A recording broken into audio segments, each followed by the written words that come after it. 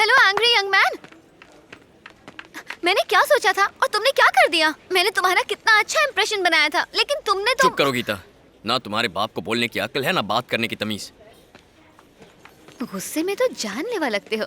मेरा दिल कर रहा है कि मैं अभी जान दे दूं। जानू, रेड कलर की शर्ट तो तुम्हारे चेहरे के रंग से मैच करती। बाप की तरह सिर्फ बाहरी चीजों पर ही ध्यान देती हो तुम। हाँ? यही सिखाया उन्होंने? ज्यादातर चीजें मैंने अपनी मॉम से सीखी हैं। बाप क्या करता था? वो तो काम में बिजी रहते थे। चुप कर, चुप। ये क्या है?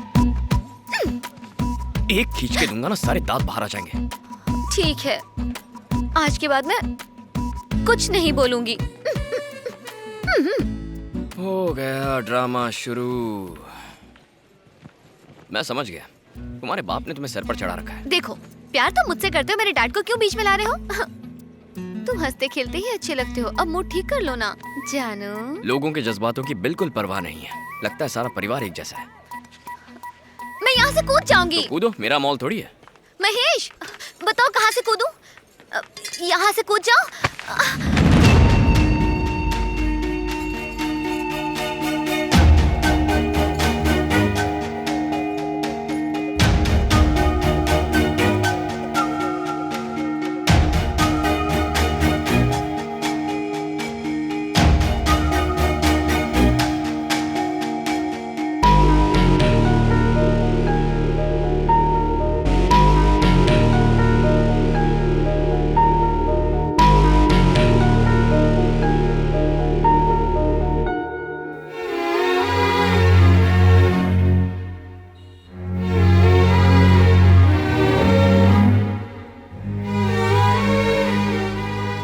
मैं उससे प्यार नहीं करता, बस हल्की फुल्की पहचान है।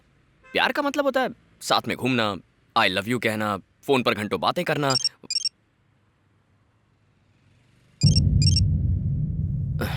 लगता है नंबर चेंज करना पड़ेगा।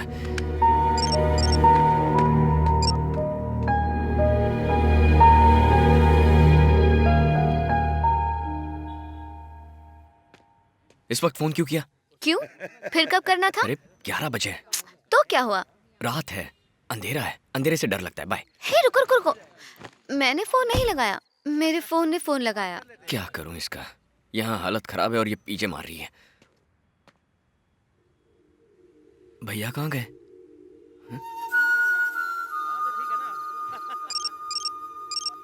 भैया कहाँ हो आप?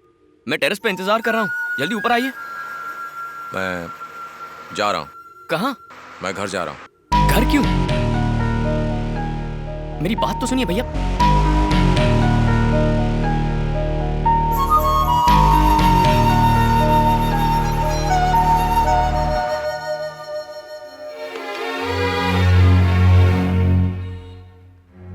जिसको जो करना है करता है, बस मैं नहीं कर सकता।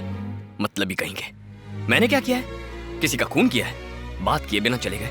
बड़े भैया हैं तो क्या, छोटे की फीलिंग्स की परवाह ही नहीं है। 7,000 का फटका लग जाएगा। वेंकटेश वापस आ गया। पता नहीं क्या हुआ, कुछ बताया? क्यों? महेश से पूछ के देखो। पूछा। आप भी ना कभी सही जवाब नहीं देते हो। जब भी पूछो ना बस टाल देते हो। वो दोनों अब अपना ख्याल रख सकते हैं। काश ये सच होता। ये तो भगवान की कृपा है कि नंदिनी की शादी निपट गई। अरे सुनो भाई, नंदिनी की शादी से मुझे याद आया, क्यों ना मैं विजयवाड़ा उन लोगों के घर हुआ हूं। उनकी बड़ी बेटी अमेरिका से आई हुई है और नंदिनी का रिश्ता उसी ने तो तय करवाया था। देखो मेरी बात सुनो, उससे यही कहूंगा कि तुमने बहुत बड़ा एहसान किया उनके फेरे लगवा के, शादी करवा के। ठीक कह रहा हूं ना? सुनो, एक काम करो, बेसन के लड्डू बना देना, उनके लिए लेता जाऊंगा। सीता, बारिश आने वाली है, कपड़े उतार ले। हाँ ठीक है।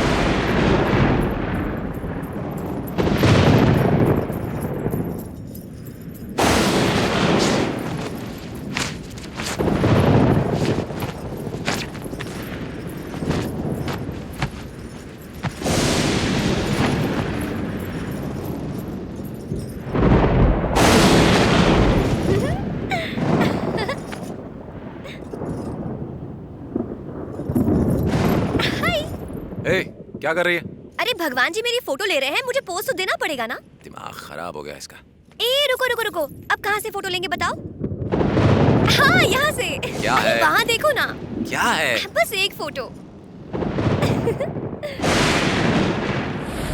एक और एक और।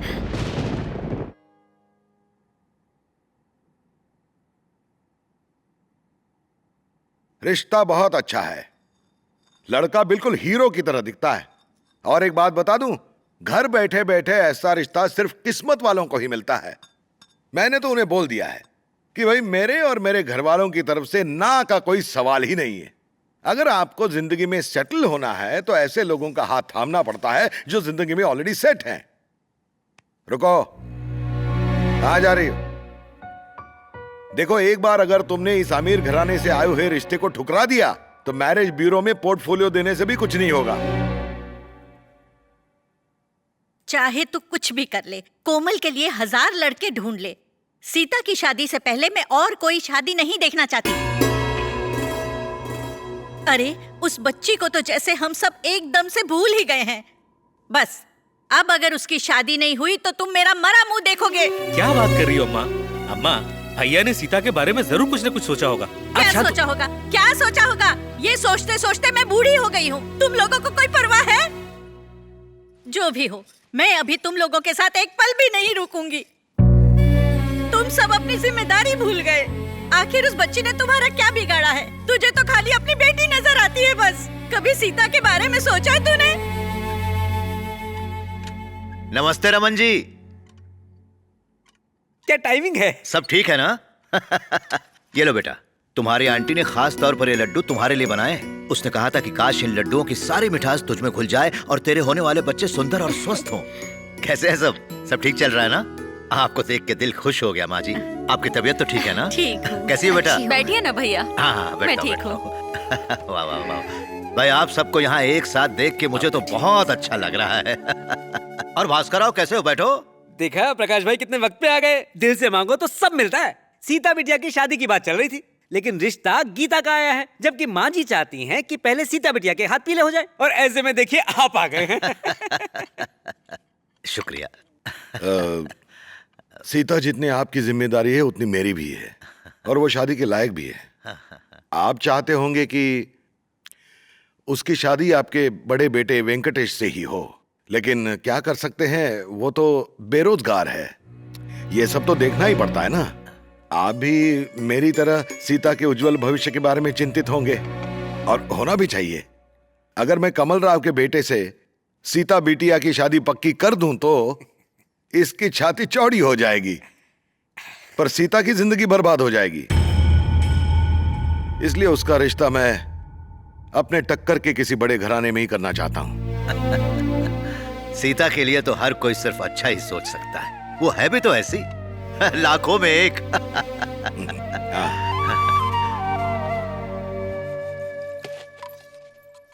चाची, मैं कैसी लग रही हूँ? मुझसे क्यों पूछ रही है? क्यों? तू क्या शादी के बाद हमारे साथ रहेगी? रिश्ता है तो कुछ ज्यादा ही खुश हो रही है। देखा आपने? लड्डू फूट रहे हैं। पहले कभी ऐसी तैयार हुई थी?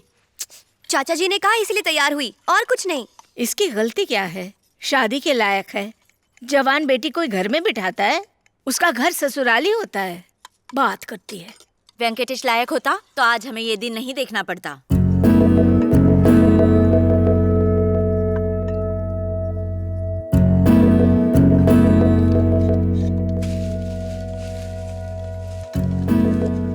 पता नहीं चाचा जी क्यों और कैसे इस बात के लिए राजी हो गए। वैसे ये सब करने से पहले उन्हें मुझसे कुछ पूछना तो चाहिए था ना।